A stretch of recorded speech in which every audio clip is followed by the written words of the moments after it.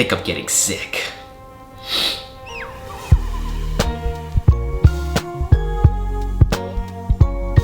What is going on, guys? We're out here in Nice, France to shoot our destination wedding. It's me and my friend Chris who'll be doing photography, and I'll be doing videography. We're sort of solo in our own parts, meaning we don't have a second shooter. So I figured it might be a little bit more interesting to show you guys what I brought as a solo shooter for an international wedding.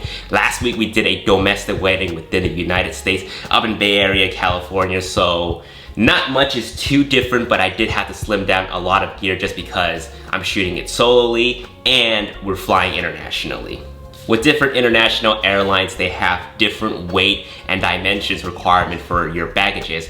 With my case, with Air France, even though the dimension of this roller did fit in the overhead compartment of the airplane, this was unfortunately too heavy, so I had to check this in. But don't worry, I did remove all the cameras and the lenses, anything important, including the batteries, over to my carry-on bag, which is the Peak Design everyday backpack. Good thing everything fit. I actually had to like scramble in the airport and like throw things into this bag. So everything ended up working out okay. They were gonna actually charge me $100 extra for checking in this second bag. My first bag was obviously with my clothes and tripods. So they gave me a warning, but I'm pretty sure once I head home to LA, they might charge me an extra $100 for a second checked bag.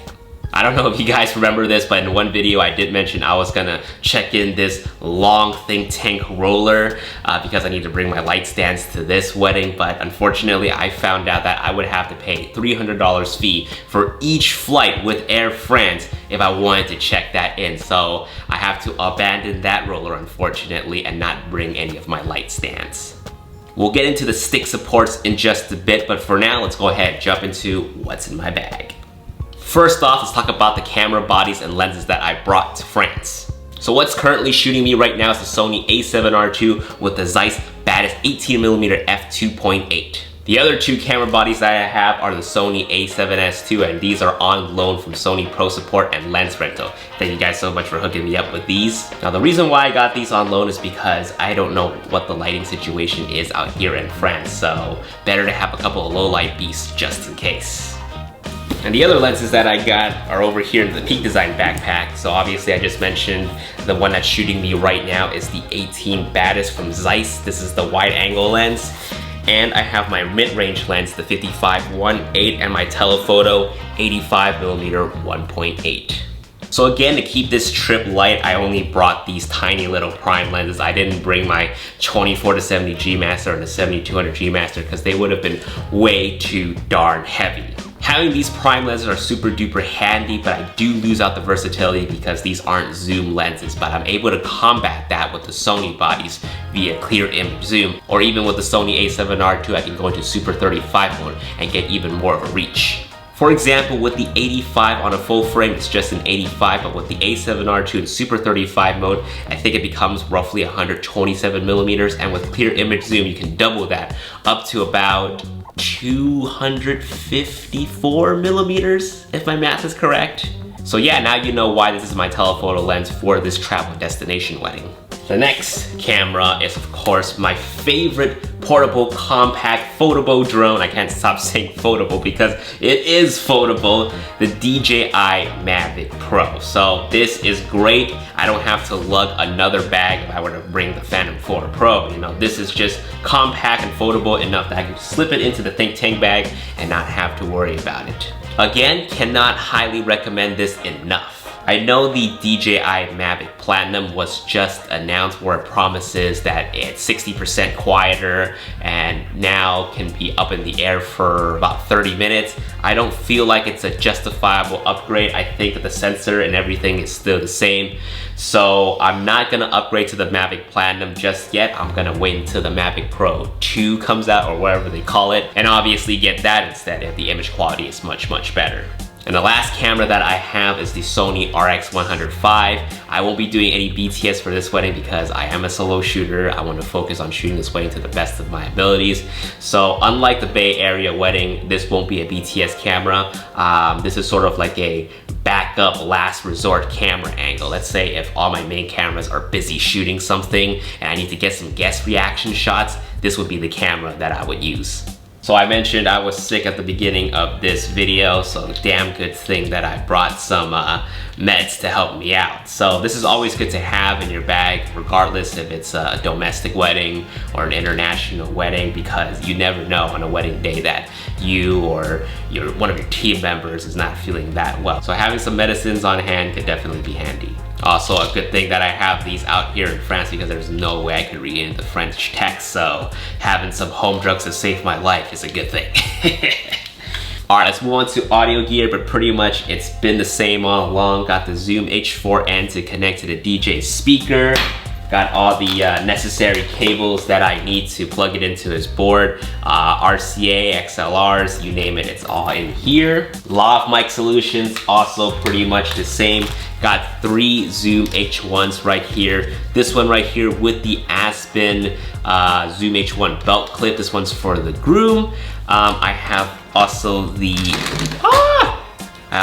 stereo lav mic from Aspen as well. So this will record to both channels as opposed to my mono lav mics right here that only records to the left channel. But these will be used with the other 2 Zoom mics right here. This one's for the pasture and this one with the janky blue tape right here because I'm missing the micro SD card door right here. This one's more for a backup solution, backup audio solution. I would plug one of the lav mics into here and drape it over the DJ speaker just in case the H4n lost signal somehow or the batteries that are, again, just good to have backup audio solution.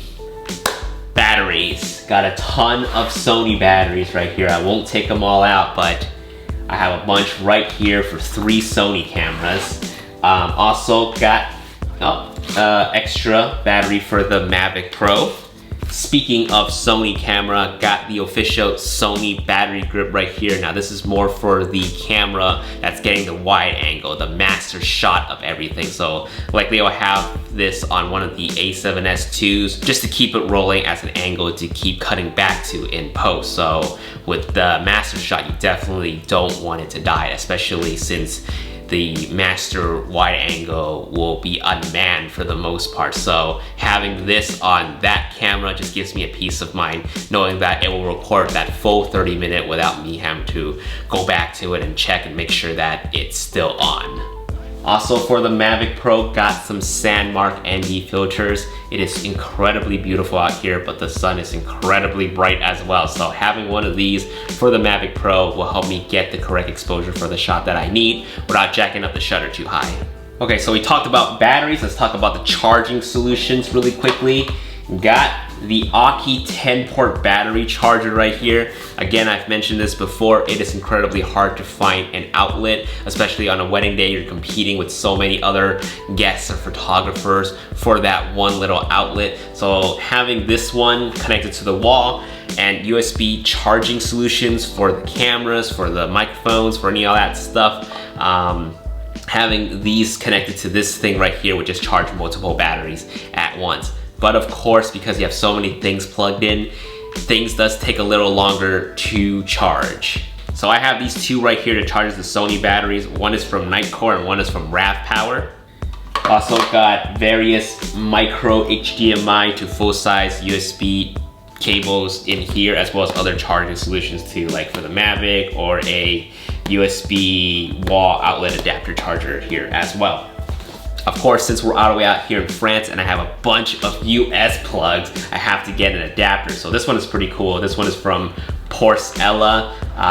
This one adapts whatever country's outlet plug to whatever you have. So this one has one for the UK. This one has one for the US.